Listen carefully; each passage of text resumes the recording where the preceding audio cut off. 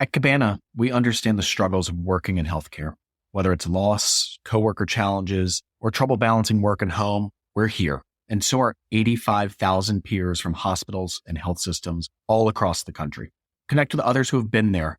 Join our live, daily group classes for support and growth. Because finding someone who gets what you're going through shouldn't be its own struggle. Learn more at www.mycabana.health.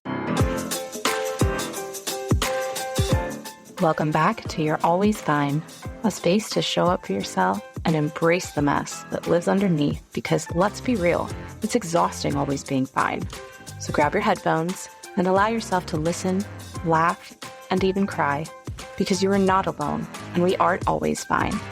And that's okay. October is Addiction Recovery Awareness Month. I know I speak for our whole team saying this month and every month, we are committed to breaking the stigma around substance use disorder and all mental illness. The best way we can do that is to continue to have the difficult, uncomfortable conversations about the taboo topics of mental health. And that is just what we have planned for you today. I'm your host, Christine, and today I am joined by guest host Holly Wade, MA, LCPC. Holly has over 18 years of experience working in mental health and currently serves the mental health needs of healthcare professionals. Her expertise in the areas of healthcare and substance use disorder is why we asked her here today. With that, welcome, Holly. Thank you so much for being here with us today. Thanks for having me today. So, Holly, can you give us a brief introduction on yourself and tell us, your background and your work experience? Sure. My name is Holly Wade, and I'm a licensed therapist in Maryland and Pennsylvania. And I've been in the field 20 years. I finished graduate school 20 years ago. I'm also a licensed clinical art therapist and have a board certification in clinical art therapy. And I've worked in predominantly in inpatient settings for most of my career, and in health systems for most of my career. And currently I work in Maryland's physician health program and their health professionals program. So can you tell us a little bit about your specialty or kind of what your passion is within the field of counseling? Yeah. So for the last 10 years, my first love was community mental health. I absolutely loved working in community health settings. Inpatient psych was, I would say that was my first love. And as my career progressed and I, started working in larger health systems, my experience shifted from community mental health, which addresses mental health and substance abuse, to helping healthcare professionals get the care they need and making sure people were in the right level of care, the right level of time, was what I did for 10 years. And that was mental health and substance abuse. And that was predominantly for healthcare professionals. And it kind of seamlessly transitioned to my work for the Maryland Physician Health Program and the Health Professionals Program in the state of Maryland. Can you tell us a little bit more about that role specifically? What your aim is, what your goal is, as well as how substance use disorder kind of wraps into that role? Sure. So the program I work for presently really works to help healthcare professionals get the care they need in a confidential way. Every state has them, and all health systems generally have agreements with them. So mental health and substance abuse, particularly substance abuse, I want to highlight today. If you were, as a healthcare professional, to go to your employer and say, I think I have a problem, the American with Disabilities Act protects you and protects your job, and it protects your ability to work with a disease, because it is a disease. And I think people are petrified to get help sometimes because they are afraid of, they're completely afraid of it destroying their career. But what most people don't know is when you have disease and you say, I need help and I need assistance, there's tons of resources built into every health system, not only to protect their employees, but to get them the help they need. And we work with health professional programs all over the United States. There's treatment facilities that specialize in healthcare professionals. And, the aim of our program is to keep people healthy. And in general, that could include something like monitoring afterwards, but, which would look like drug testing afterwards. But the real thing that's the most important is people are getting help when they need it. Why do you think people don't know? I mean, I'm not even sure it was until honestly, this weekend, my sister was over with her husband and we were just talking about random drug tests at work. And he was like, I bet your job has something too that would protect you. Because I was really surprised that his company would send him away for 30 days, save his job, but also pay for the facility. And I was just maybe because we had this episode coming up with you. And so I it was top of my mind. But so why do you think so many people just don't know that that's a thing? Well, I think, from one stance, employers don't do a great enough job when they're orienting people to their protections. Every orientation everywhere does include some kind of quickie on the American with Disabilities Act. And do you need accommodation? But people don't really think of accommodations as needing help, right? It's, I need a ramp to get in the building if I'm in a wheelchair. If I'm using a motorized scooter, I have access to do my job within whatever supports I need. But I think when it's something you can't see and touch, you don't look different. People who struggle with substance abuse and substance use disorders in general look just like the rest of us. And in healthcare, I think we are taught early in our careers, muscle through it, right? Power through it. You're exhausted.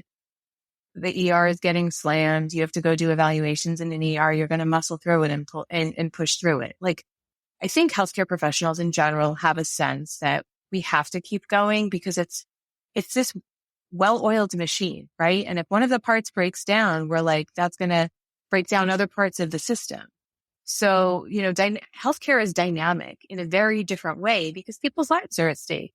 So, I think that what I have seen and observed over the years is pure fear.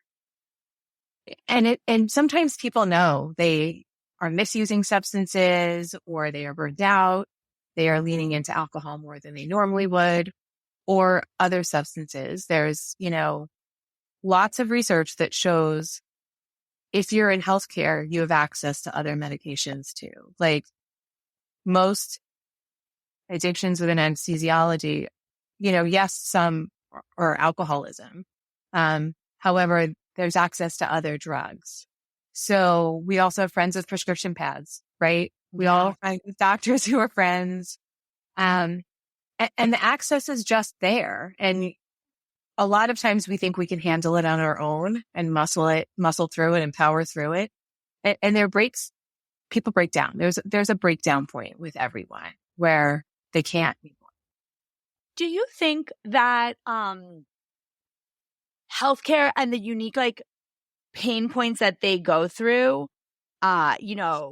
systems, the pressures, is there research that shows that the substance abuse is higher in this population? You would think that, right? But it's not. Wow. You would think that. It definitely escalated during the pandemic. Okay, that makes sense. So a lot of individuals who had their disease managed, there was a greater instance of relapse amongst healthcare professionals during the pandemic. And there was a Medscape study that referenced that recently. However, they are the same slice as the general population, which is amazing. And it really just goes to show we all have great coping mechanisms as human beings, right? We're not generally born with them. We learn them from our surroundings. They're models for us by people we love and care. But they're no more likely than the general public. However, they have admitted to use, I think it's 12 to 14% admitting to using a substance or being impaired at work at some point during their career. And that's the general population too. So the general population is 12 to 14%. All individuals have substance use disorders, and it's no different for healthcare professionals. You're right. I just would have assumed, just the high burnout rates, the high pressure situations, Right. like you said. But I think it also just goes to shows too, just like how prevalent it is, and it doesn't spare. It doesn't. And what I think that somehow is mind-boggling, and I still struggle with this as someone who's worked with individuals my entire career. Like my family is touched. There's not one family on the planet that's not touched by someone with substance use issues, right? We would never be told we have a cancer diagnosis and say, I'm going to wait 5 years for treatment. Most of the population, there could be a fraction of the population. I hate to overgeneralize, but if you found out you had a disease, you wouldn't say, let me put a pin in that because I think I can beat it without treatment. We would never do that, right? And no doctor would say to their patient, okay, you're drinking a gallon of whiskey a day, you try and handle that on your own. Because there's so many risks that could go with that. When someone detoxes from alcohol, they could have delirium tremens, they can have psychosis, all these highly dangerous things like seizures. So, it's never something people should try and muscle through on their own. And death happens when people try and detox themselves from alcohol. They die. They can die. And I think one of the things you said that really resonates with me is just like back to like this invisible type of disease or struggle. Like we would never tell someone not to take their diabetes medication or not to ask for an accommodation around like diabetes. Yeah. But yet like this is something, right, that has like more of a shame element around it. Yeah, very much so. And, I feel like mental health did too until the pandemic.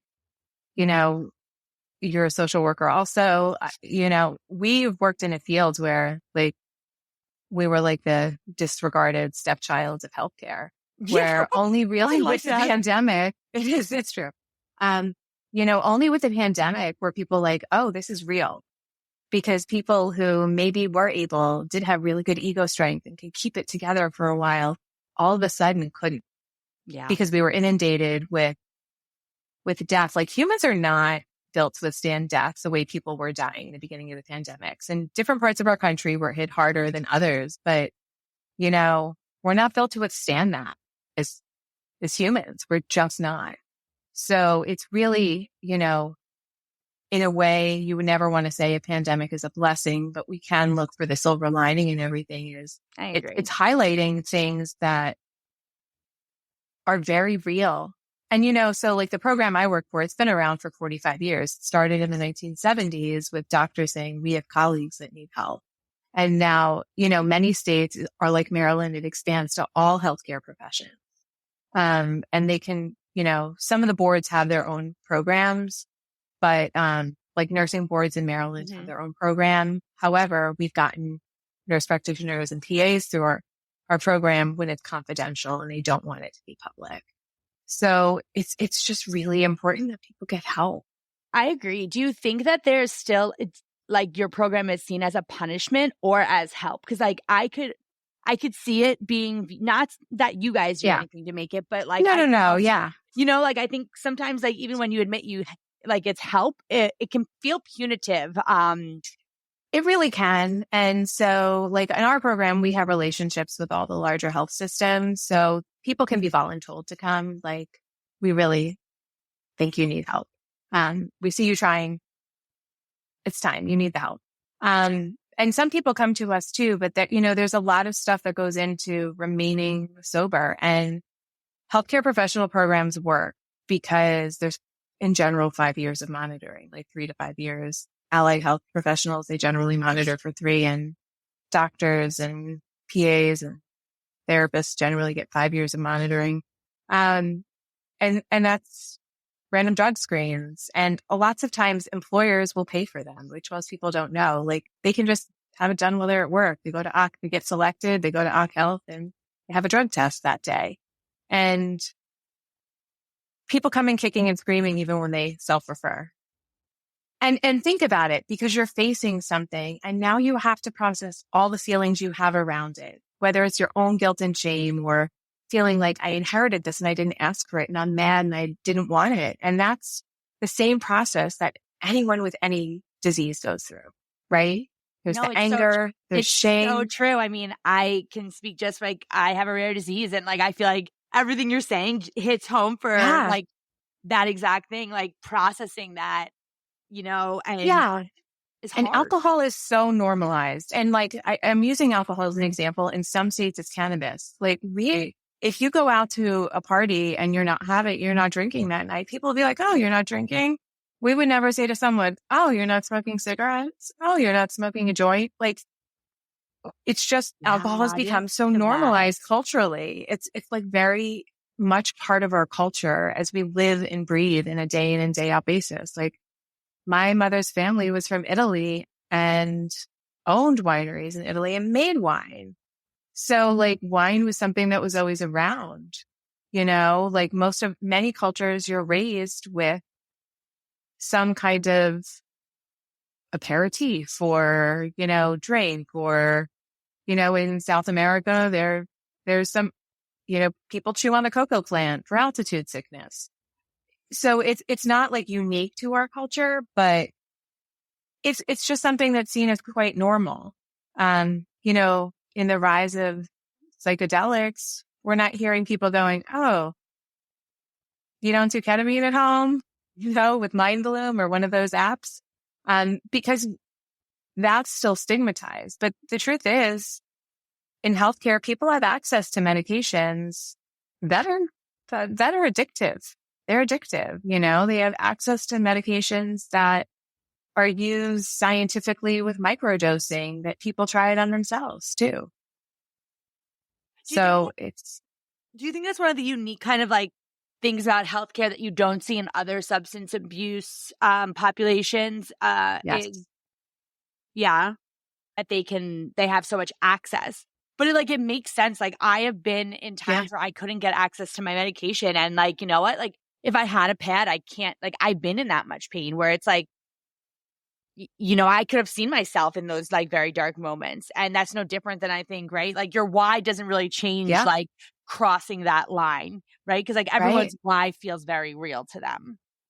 Yeah, it does. And, when you are, let's say you have unmanaged depression, right? And you're a resident, a lot of the issues start in residency and you are overwhelmed, but yet you're an anesthesiologist. So you just decide, I'm going to try and microdose.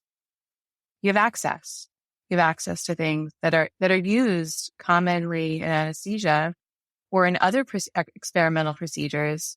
We all have access. Well, I don't because I don't prescribe, but I have access to people with those things. So if someone is that desperate, they may extend that. And there is some research to support that healthcare professionals use different things in the general population. Like they're more likely to be using discarded fentanyl and discarded, ketamine and Versed and propofol, like things that are quite powerful. That's why you see a lot of health systems really tightening up on PICSA systems. It's common in healthcare. Nurse practitioners, say, there have been many cases over the years where people are writing their own scripts or writing them to a family member and getting them filled for a like quote unquote family member, but it's really that. Because when the physical dependence is there and the disease is active, it's no different than someone on the street saying, I'm going to go buy a pill that they're telling me is this in the hopes that it really is that. They know logically that may not be, Adderall or fentanyl that they're buying on the street, but they're taking the risk because their body is withdrawing and they are dependent. So, yeah.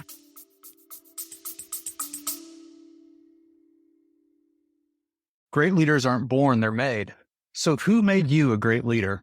If you're like most of us, you're trying to figure it out along the way, and you may be wondering if you're doing it right. Well, wonder no more. Cabana has worked with globally recognized coaches and tenured health system leaders to create the Balanced Leader Program, a one-on-one coaching program tailored for busy workers just like you. Learn more at www.mycabana.health/coaching.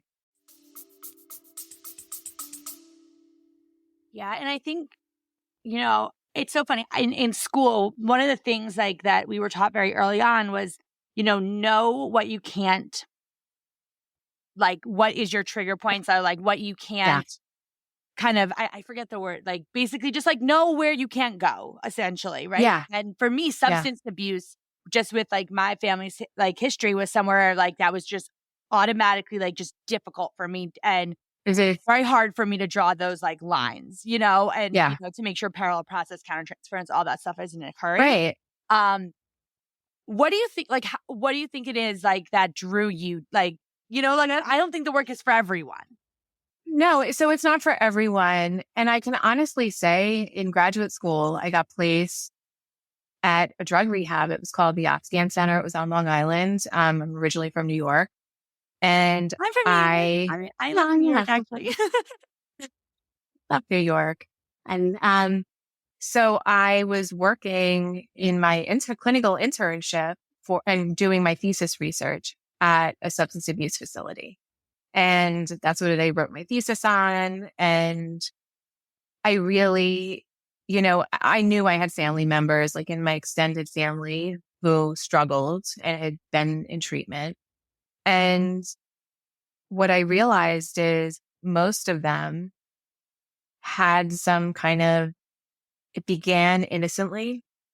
Like I never met one person who woke up and said, I'm going to go out and buy heroin on the street and just become a heroin addict. Cause what the hell? Like, sorry.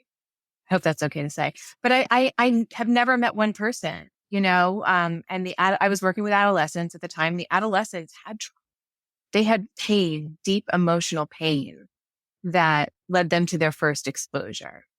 And then dependence formed and they all had backgrounds of it, but culturally, people have covered it up so many generations and generations, right? There's always just, oh, that's Uncle Charlie who passed out on the couch.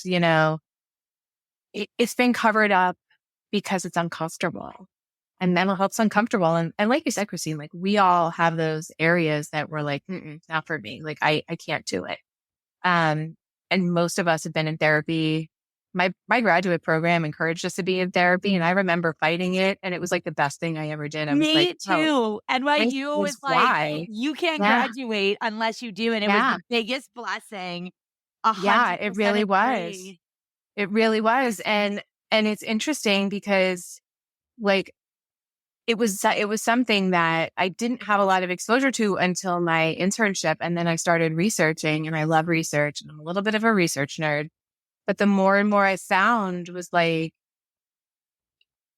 so many of these people had things that they never asked for to happen to them. And no one asks for genetics to load them with something. And you never know until the exposure, right? So you don't know you're an alcoholic until you're exposed to alcohol and then you can't stop drinking. And a lot of people have really amazing coping skills and were taught amazing coping skills. And it's not till, something like a pandemic happens and they realize they're just drinking a little more. They had more downtime. The work they were doing wasn't allowing them into the job some days. Their hours were cut back. They had to dress like they were going into a hazmat situation, which looked like something out of ET with the white suits. And I mean, if anyone ended up in the hospital at all during the pandemic, that you've kind of like swabbed like something out of what's that movie with Ebola and their Outbreak, like the movie Outbreak, and people come in suits and would swab you first. And it was really, an experience that people's coping they lapse. Your coping skills broke lapse. Down. Yeah. And it broke down and people comforted. Like you find that way to comfort yourselves. And so for some people, they didn't realize alcohol was an issue for them because it's not something they engaged in with any regularity. So they didn't realize they had a dependence or a predisposition to a dependence. One thing you said that I constantly say to a lot of my clients for different situations, but I think it really rings true here too. Like no one, if you get to start at the outcome, right? And the outcome is like, I'm going to be an alcoholic. I'm going to hit rock bottom. I'm going to lose my family, this, right? Like who would choose that for themselves, right? Like no one. And that's exactly, no one would choose the steps that like get to the outcome, And so right. this isn't a choice. like that people aren't making, in my experience, like I think people forget, like, and I think a younger version of myself when that was really hard for me as like a young practitioner, right? Like, I look back at baby me. I think this version of myself, could have handled substance abuse much differently, right? Yeah. But like that's kind of not Yeah. how your career goes. But in the beginning, like I really struggled because of my personal relationships. Like, well, you chose that instead of us, right? Like you could have lived, but you didn't. Yeah. And I think it's a hard thing for a lot of society to get over. They see that as like and AA uses like a phrase, like basically it's like a moral character flaw, but it's not a character flaw. It's a disease. And I think that people have to remember, like, they may have chosen to engage socially and be exposed to something. Sometimes people's first exposure is the dentist, and they years ago in the 90s and the 80s, they were writing out opiates all the time. I got my wisdom teeth out. I think they gave me like codeine and all this other stuff. I mean, for me, I'm actually like biologically allergic to those things. So I end up with a rash and anaphylaxis and all sorts of terrible stuff. So, I mean, that Your natural luckily I'm consequences not are, one of yeah, those yeah, people, like right? different. My consequences are different. But I definitely think that people always choose the exposure because we live in a society where alcohol is so normal, and someone starts by having a glass of wine here and there, and you don't want the bottle to go bad. So you have another, and you don't know you're like loaded with the predisposition. You don't choose it. You may have exposed yourself intentionally or unintentionally, but it's not a choice. And I think it is hard, but it's the same reason mental health is hard, right? You can't see it. You can't touch it. Yeah. You can't feel it. It's not a mass. And society's Right. not good with, society's not good with things that we can't see. I mean, but it always makes me laugh, right? Because like we found a way for cancer, but really, right? Chemo makes someone look like a cancer patient. Cancer is Yeah. just the replication of your proteins. You know what I mean? Like you Right. can't see cancer. That's not editing out. Right. You can't see cancer happening, right? But like chemo makes you lose your hair and like, right, and that makes it Right. tangible. But these things that are, like you said, happening just like all mental health are really, really hard. And I think that, that's why it was so important for us, during October is, Substance Abuse Awareness Month. And we're, really trying to get the message out because there's so many misconceptions. I know we just talked about a few, but are there any other misconceptions, Holly, that you would like to point out? I mean, you gave a great tip right in the beginning about. Yeah. Well, one of the things I want to say is, like, because you need help does not mean you were messed up or there was something wrong with you. Yes. I have had more people sit in my office for assessments and say, wow, I must be really messed up. And I'm like, you're human. You're human. You're human. We all have genetic flaws. We might know some of them now. We might know some of them in 20 or 30 years. Like, we don't know what our genetic flaws are until they express. We are human and flawed. There is no like quote unquote perfect human specimen because we are vulnerable to disease. And, genetics play a huge, huge, huge role in that. And when people sit in my office, I'm like, normal people, healthy people go to therapy and get help. Normal people, healthy people deal with substance use. And I had like a colleague it's a physician who is someone I tremendously respect. And he said once, there's nothing wrong with being an alcoholic. There's nothing wrong with being an alcoholic. There's everything wrong with being an alcoholic who's drinking, but there's nothing wrong with being an alcoholic. Oh, I like that. And I really, like, it struck me, and I really just was like, and I said to him, I'm going to use that phrase, like, just, I'm using that with everyone who goes to my office. Because I think the stigma is what we put on ourselves and what society puts on us, right? And people have shame over, they feel like they must be bad because they, quote unquote, allowed some, a substance to take over. But they didn't allow it. And it's really shifting that mindset that we have to really work on as a society. And you're not messed up or flawed or wrong or bad human because you struggle with substance use issues. I mean, it's just nothing about your character. Oof, those hit hard, and I love just like the conviction in which like you have those like ready to dispel, like pew pew pew, dispelling the stigma. I love it. So Holly, one last question for you. Maybe you're not the one that's struggling with the substance, but maybe you have a friend or a family member. What is your kind of your best advice or a tool or a tip you can give them on how they can support their loved ones?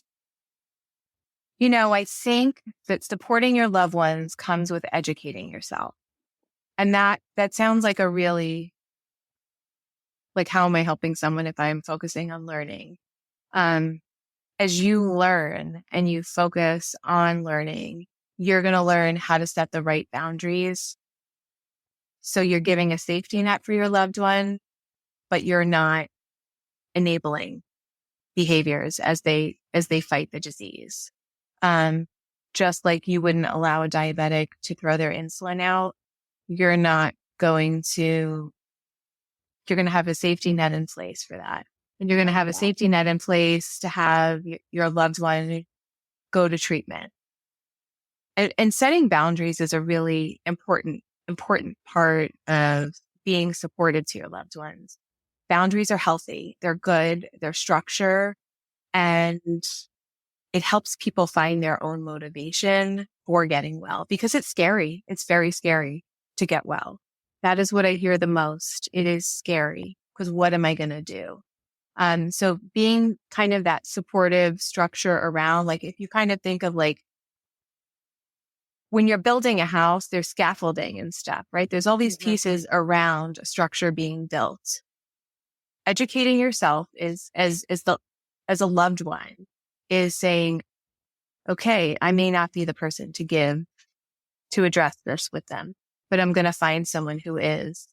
If you're being harmed by someone who is kind of in the throngs of the disease, it's setting the boundaries to keep you all safe. It keeps them safe in jail. It keeps you safe physically. And structure and boundaries are really important. And working with healthcare professionals to understand it, treatment centers will talk to families for free. You do not have to pay to talk to a treatment center. People will give you their phone numbers. You can reach out. And, the Substance Abuse and Mental Health Administration, SAMHSA online has lots of guides. NIH has guides. NIDA, the National Institute on Drug Abuse, has guides on how to talk to family members. There's amazing resources out there. But education is the key, and really the key to having success moving forward. Even when it's yourself, like if it's someone who says they need help, knowing maybe they need monitoring. It might feel like punishment having to get drug tested, but maybe that's accountability they need. I like to that. remember to like, quote unquote, take the medicine, like do the work. If you are on meds, take a good mindset. That is a great mind shift, I think, change. Like take away the punishment and consider it accountability. Like I love that, Holly. Right. I mean, if a diabetic went into a diabetic coma because they keep eating, copious amounts of sugar and have a blood sugar of 500, we would say you cannot continue to do this. And you're going to kill yourself. Yeah. You're going to kill yourself, or this is how we can help you. Mm-hmm. And, it's no different, but education's key. And we educate for everything. Like you go to the hospital, you get checked in, they send you a packet when you go home with education. I remember that when I had my son. I remember that when he had his appendix out. Like we got this whole thing about recovery and aftercare. Yeah. And I think we have to do a better job, but, education and understanding like the disease process is key. Holly, thank you so much for being here with us and sharing your expertise. I know I love working with you. I know we love working with MedChi and the work you guys are doing there. Again, just thank you. Oh, thank you so much. And I love Cabana, which is why I got involved. I love helping healthcare professionals. I'm really pretty passionate about it. If you enjoyed this episode, go ahead and leave us a review. We love hearing from you guys, and it means the world to our small podcast team. Lauren and I will be back next week for another brand new episode of You're Always Fine. Until then, mind your health. Seriously, you're fine. You're fine because you have the power to access your place of peace anytime you need it. However, if you get stuck, we're right at the palm of your hand to help.